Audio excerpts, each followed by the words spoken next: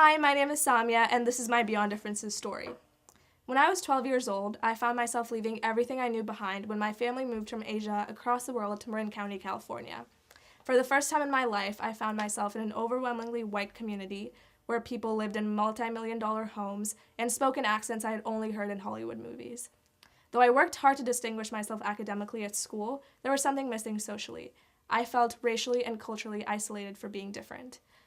And in my 7th grade history class, a kid told me that I was ugly because I was brown and that my accent was weird.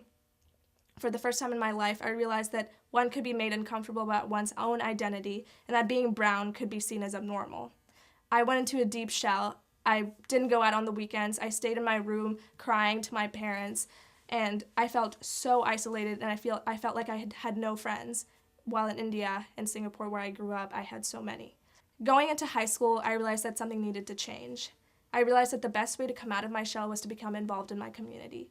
And when I was looking for organizations to become involved with, I was surprised to find one that worked exactly to prevent what I had been experiencing, and that was Beyond Differences. When I joined Beyond Differences, I found my first American community and the other teen board members who embraced my differences and taught me that I wasn't alone.